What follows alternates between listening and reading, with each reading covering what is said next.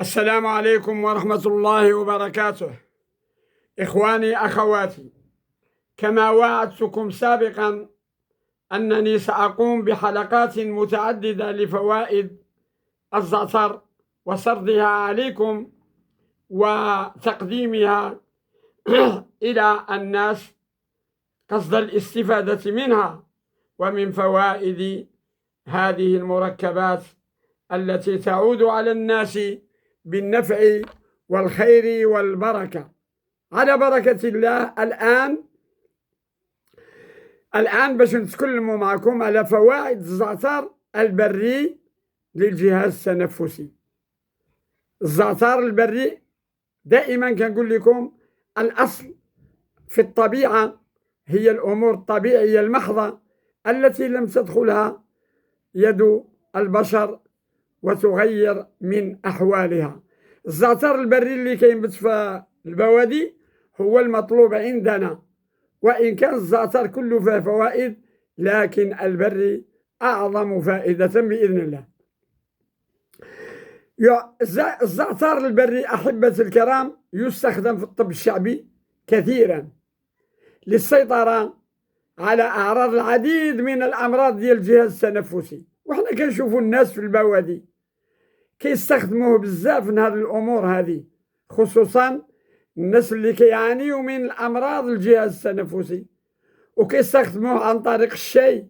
حتى الآن أنك لا تدخل مقهى من المقاهي إلا وصاحب المقهى يقول لك: هل تشرب الشاي بالزعتر؟ إذن الزعتر عمت فائدته وكثرت فوائده وانتشرت بين الناس بإذن الله. طريقة الاستعمال ديالو سهلة جدا.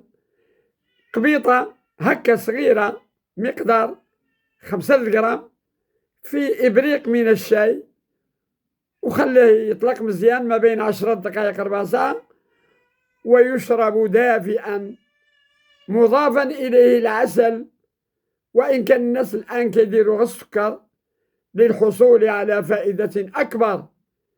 إلا استخدمنا الزعتر البري مع العسل الطبيعي البلدي كنكونوا حصلنا على أعظم وصفات لالتهاب القصبات الهوائية، الربو، ضيق التنفس، نزلات البرد، الزكام، تعرض للبرد، احتقان الأنف، الناس اللي كيضربوا من البرد كيتغلق الأنف ديالهم نهائيا، والأنفلونزا والجيوب الأنفية كذلك، الحكة، كاين اللي دائما كنلقاه كيخشي الأصبع ديالو في الأنف وكيحك، كيقول لك أنا عندي التهابات في الجيوب الأنفية. والحساسية الموسمية كذلك، كاين الناس في فصل الخريف، ابتداء من فصل الخريف كيمرضوا بالحساسية الموسمية من الروائح، وكاين الناس اللي عندهم حساسية فصل الربيع، حساسية الشواطئ، حساسية الزرابي والغبار والدخان والسحوب والضباب، أنواع من الحساسيات الموسمية. ولهذا أحبتي الأعزاء، التهاب الجيوب الأنفية والأسباب ديالو الفيروسية، فالزعتر كمقشع للبلغم.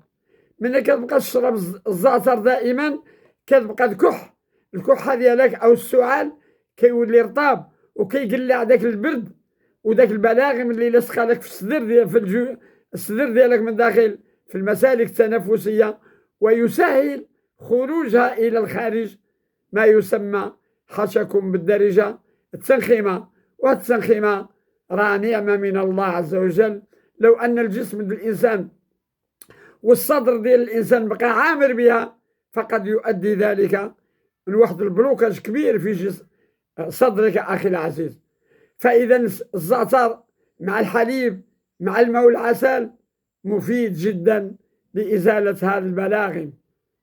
إذا الزعتر يزيل البلغام والمخاط من المسالك التنفسية ويخففها ويكنسها وينقيها من الالتهابات جميعا، للمساعدة على التنفس بسلام، بهدوء، تنفس برحة وسلاسة. فالزعتر علاج طبيعي أخي الكريم، أثبتت الفعالية ديالو التجارب في التهاب القصبات الهوائية. ولهذا أحبتي الكرام، الله يجازيكم بخير، كاين واحد الوصفة إلا بغيت تستعملوها في الديار ديالكم دائما، وتكون عندكم في داركم تستعمل على مر الأيام، وهو يكون عندك واحد الخليط ما بين الزعتر، أوراق الزعتر والسلمية، وكذلك الوراق ديال أزهار ما يسمى ما شاء الله أعوذ بالله من الشيطان الرجيم، سوف أتذكرها إن شاء الله ونقول لكم في الآخر.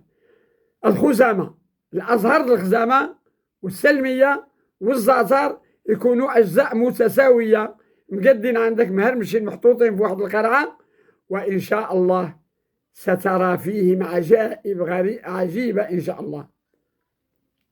إذا قلنا كاس ديال المطايب، ملعقة من الخليط اللي ذكرت لكم، من هذه العشوب اللي ذكرت لكم، وتشرب منهم كاس كاس صباحا وكأس آخر مساء مع العسل الحر بإذن الله. واعلم أخي الكريم أنك لو استخدمت هذه الوصفة فسترتاح من السعال المزمن والتهاب القصبات، ذاك الالتهاب الحاد اللي كيخلي الإنسان يعيش في ضيق مما يمكرون، وكذلك النزلات الصدرية التي تصيب الإنسان من جراء البرد. والسلام عليكم ورحمة الله وبركاته.